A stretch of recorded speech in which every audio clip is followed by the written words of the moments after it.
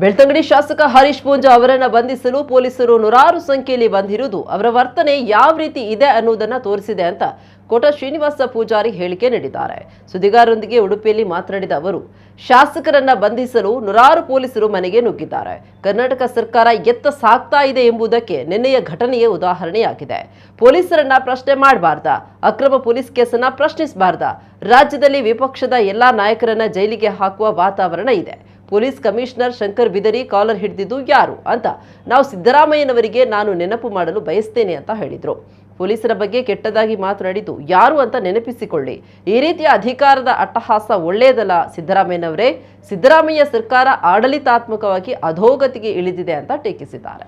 ಒಬ್ಬ ಶಾಸಕರನ್ನು ಆಕ್ರಮವಾಗಿ ಯಾರನ್ನ ಬಂಧನ ಮಾಡಿದ್ದೀರಿ ಅನ್ನುವ ಕಾರಣಕ್ಕೆ ಠಾಣೆಗೆ ಹೋಗಿ ಪ್ರಶ್ನೆ ಮಾಡೋದಕ್ಕೋಸ್ಕರ ಒಬ್ಬ ಶಾಸಕ ಹರೀಶ್ ಪೂಂಜಾರನ್ನು ವಿಪರೀತವಾಗಿ ನಡೆಸಿಕೊಂಡು ಅವರ ಮೇಲೆ ಪ್ರಕರಣಗಳನ್ನು ದಾಖಲು ಮಾಡಿ ಅವರು ಬಂಧಿಸಲಿಕ್ಕೆ ನೂರಾರು ಜನ ಪೊಲೀಸರು ಅವ್ರ ಮನೆ ಮುಂದೆ ಜಮಾವಣೆ ಆಗಿರುವಂಥದ್ದು ಇದೆಯಲ್ಲ, ಕರ್ನಾಟಕದ ಸಿದ್ದರಾಮಯ್ಯನವರ ಸರ್ಕಾರ ಎತ್ತ ಸಾಗ್ತಾ ಇದೆ ಅನ್ನೋದಕ್ಕೆ ನಿನ್ನೆ ಘಟನೆ ಒಂದು ಉದಾಹರಣೆ.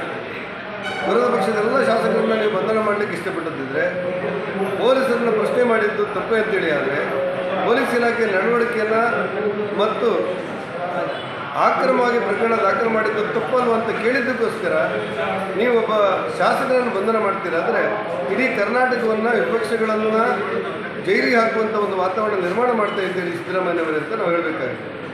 ಸಿದ್ದರಾಮಯ್ಯನವರಿಗೆ ನಾನು ನೆನಪು ಮಾಡ್ತೇನೆ, ನೀವು ಪೊಲೀಸ್ ಕಮಿಷನರ್ ಶಂಕರ್ ಬಿದ್ರಿ ಅವರ ಕಾಲು ಹಿಡಿದದ್ದು ಯಾರು ಅನ್ನೋದನ್ನು ಒಂದ್ಸರಿ ನೆನಪು ಮಾಡ್ಕೊಳ್ತೀನಿ.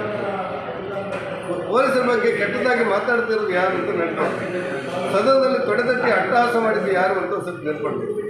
ನೀವು ಮಾಡಿದ್ದೆಲ್ಲವೂ ತಪ್ಪು ಅನ್ನುವ ಕಾರಣಕ್ಕೋಸ್ಕರ ಬೇರೆಯವ್ರು ಮಾಡೋದು ಸರಿ ಅನ್ನೋದು ನಮ್ಮ ವಾದಲ್ಲ. ಆದರೆ ಪೊಲೀಸರನ್ನು ಪ್ರಶ್ನೆ ಮಾಡೋದೇ ತಪ್ಪು ಅಂತ ಒಬ್ಬ ಶಾಸಕರ ಮೇಲೆ ನೀವು ಕೇಸ್ ದಾಖಲು ಮಾಡ್ತೀರಿ, ಅವರು ಬಂಧನ ಮಾಡಲಿಕ್ಕೆ ನೂರಾರು ಜನ ಪೊಲೀಸರನ್ನು ಕಾರಣ ಹೋಗ್ತೀರಿ.